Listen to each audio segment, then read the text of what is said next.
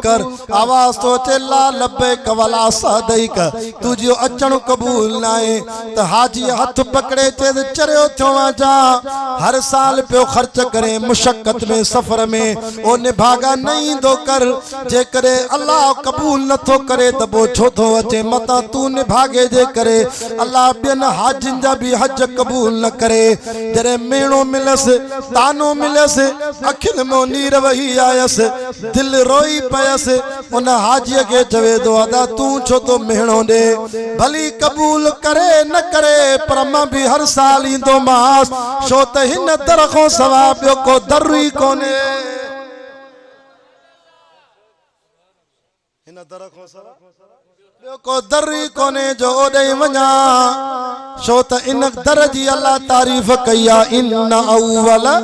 बैतियूं वुज़िया लिन्नास। ॾाढा सुभान अल्लाह। छा त ख़ल्क़ आई आहे ॿार जमात बीठी आहे जो सुभान अल्लाह। लल्लज़ी बिबक्कत मुबारका रब तो फरमाए अव्वल जमीन दे तख्ते ते न वडेरे जो घर न खान जो घर न चौधरी जो घर न सरदार जो घर न जरदारी जो बंगलो। अव्वल अव्वल अव्वल अव्वल जमीन ते दादा आदम तुझी झूपड़ी भी पोठई या बीबी हवा तुझो घर भी पोठयो अव्वल घर काबतुल्लाह। पेरो पेरो घर जमीन ते केड़ो आ डाडा डाडा गाला काबतुल्लाह। जरे दर्द में ये लफ्ज चे अल्लाह जी रहमत जोश में आई। बुधो पाबूड़े बिरोई जे गोठ जे सालाना जलसे में सया मदीन जी दावत ते अचण वारो बुधो बुधो कुरान जा आशिको कारी इमरान जे सड ते बहु शबीर में जी दावत ते अचण वारो अल्लाह जी रहमत जोश में आई। रब चयो ओ बाना ला तक़नतू मिर रहमतिल्लाह। मुझे रहमत में मायूस न थी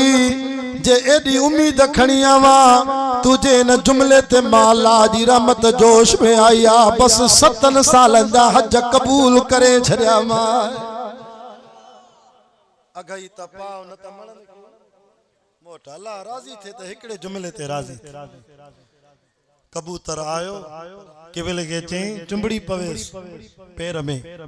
केवल चुंबड़ी पई कबूतर उड़दो अची केवल के हतीम में लाथे केवल पांजो मथो हेठ करे रब जो शुक्रिया अदा कयो रब मुखे पांजो घर देखाई। तवां भी जरे वणो तैयार थी करे कराची एयरपोर्ट ते बरकाता नफल पढ़जो एराम पाइजो। ए जरे मानू एराम तो पाए त कफन तो याद कफन में घणी चादरा एराम भी अच्छो कफन भी अच्छो। पान के इयो तसव्वुर कर त जण मां रब साईं सां मिलण थो वञा मथो भी उघाड़ो आ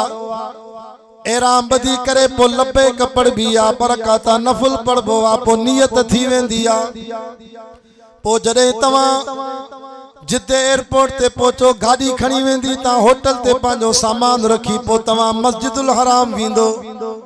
असा के अल्हम्दुलिल्लाह होटल एतरो वेजो मिलो ये कबूतर चौक जे बरसा ए मदीने में त वरी मस्जिद नबवी जे 305 नंबर गेट जे बरसा रामा अल मदीना होटल आ। अल्हम्दुलिल्लाह जो मां 5 मिनटन में नबी से जे रोजे ते पहुंची वेंदो ये साईं जो रोज़ो सफ़ा सामू होंदो 304 नंबर गेट जेके दिसी आया वो खबर होंदी 304 गेट आ मस्जिद नबवी जी उतो सामू आ नबी से जो रोज़ो ए मदीने जी मस्जिद नबवी एडी वडी आ जो 3 किलोमीटर में विशाल आ 370 त दरवाजा तस 370 दरवाजा। इन मस्जिद में जे नमाज पढ़न था उनन जी नमाज जो सवाब हजरत उस्मान जे खाते में हले जो त मदीने जी मस्जिद नबी जो प्लाट भी हजरत उस्मान वठी दिनो। मां साहबा जे गुस्ताखन के चवंदो आ तो के हजरत उस्मान नथो वणे त तू मदीने में जुम्मो ही न पढ़ छो त जई जाते जुम्मो तो पढ़े यो जाय हजरत उस्मान जी है। तो के जालिम उस्मान नथो वणे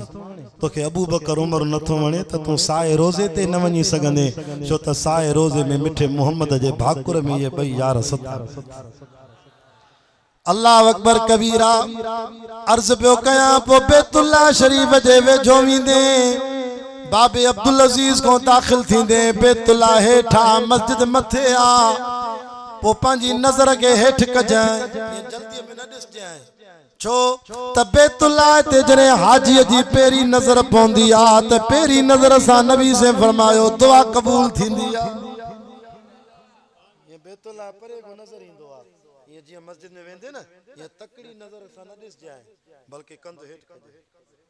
कंध हेठ करे वेझो थी जाए वेझो थी जाए वेझो थी जाए जरे बैतुल्ला जे सफ़ा सामू अचे त पो दीदार भी मुकम्मल पो हथड़ा खण पो दुआ गुर छो त ही उवा जाया जो नबी से फरमायो त काबतुल्ला ते अल्लाह से रोजानो 100 रहमतूं नाज़िल कंदो 100 रहमतूं रोज अल्लाह से नाज़िल कंदो रोज साहबा जो से पो कीअं विराईंदो अल्लाह सही चेतो लिताइफीन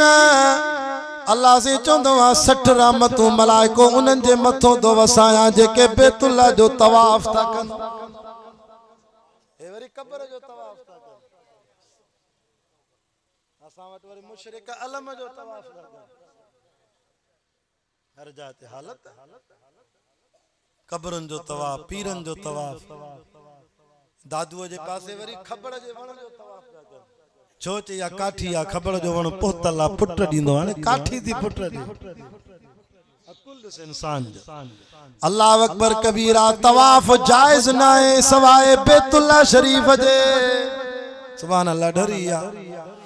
कावड़ जी आओ त म चैनल मटाया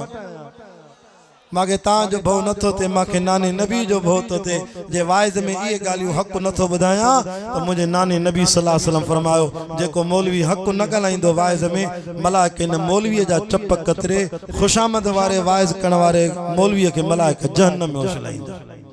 मां साईं अब्दुल्ला शाह बुखारी वांगुर गुनाहगार सैयद ताज के हथ बदी अर्ज तो कया मन के तौहीद नसीब थे मुझे वाइज मो मन के शिरक को बची पवे हाँ मन तौहीद नसीब थे जन्नत जो हकदार थी पवे अदा तवाफ जायज आ त बैतुल्ला जवाब किंजो भी जायज ना है असा वट मोर में मानू घोड़े जो तवाफ माता को बजानो घोड़ो मथे या इंसान घोड़े जो तवाफ करबला वारो अञा जीअरो करबला वारे वाले हडाई करी विया हुंदा घोड़े जो तवाफ चरिया न थियो कुरान तो चे वतीन वज़ैतून वतूर सीनीन वहाज़ल बलदिल अमीन लक़द खलक़नल इंसान फी आसन तक़वीम रब तो चे इंजीर जो कसम जैतून जो कसम तूर सीना जबल जो कसम अमन वारे शहर मक्के पाक जो कसम 4 कसम खणी चे तो लक़द खलक़नल इंसान फी अहसन तक़वीम चो सुभान अल्लाह 18,000 मखलूक में सब को सोनो तू इंसान आ अरे मुशरिक पंजी लज छो तो विञाए या काठी ये अलम ये झंडा ये कंडा ये खबर जावण ये मुशरिक ये घोड़ा जानवर सब शान में तो को घटन तू इंसान आ तू सबनी को शान में मथे काबतुल्लाह के शहीद करण एतरो गुनाह ना है जेतरो के इंसान जात के मारण गुनाह हुआ इंसान जो शान अल्लाह वट बैतुल्लाह को मथे न नींदो करके इंसान के गारियूं बैतुल्लाह के को वधी कहिन इंसान जी अल्लाह वट इज्जत आ बैतुल्लाह भी मखलूक आ पर अल्लाह तो चे मुंजो घर भी घटा इंसान तुजो शान वञा मथे तवाफ सिर्फ बैतुल्लाह जो छो दलील यो आ त कब्र झंडे जो तवाफ 2 मिनट थींदो वरी बंद थींदो मां अल्लाह जे घर बैतुल्लाह जो तवाफ क़यामत ताईं हलंदो 24 कलाक हलंदो वा 1 मिनट भी बंद न थींदो जाफर 1 मिनट बंद न थी हाय जाफर भी एड़ो मौलूद बुधायो दिल मो दुआऊं पे निकर मुबारक पियो दे जलसे वारन के आलमन के याद रख जाए जरे काबतुल्ला जो पेशमाम नमाज पढ़ाईंदो आ त 5 मिनटन जे लाइ 10 मिनटन जे लाइ इंसानन जो तवाफ पुलिस बंद कराईंदी आ छो त फर्ज नमाज मथे आ। पो जरे इंसानन जो तवाफ बंद थींदो आ नबी से फरमायो अल्लाह मलाइकन के चवंदो आ हाणे ता वरी तवाफ शुरू कयो माना बंद न थींदो। हियर मुझी मोबाइल में 12 लगी मुझी वाच में 12 लगी 10 मिनट थान हिन महिल भी तवाफ हले।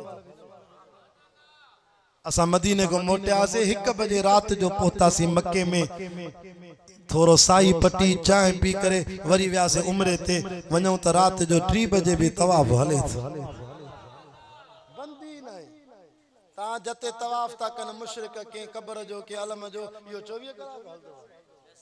ए 2 मिनट ठूंगा हाणी वरी सुमी पवंदा बैतुल्लाह जो तो 24 कलाक हले। माके दोस्तन बतायो मौला गुलाम रसूल मेंगल साहब हाने मोटी आवा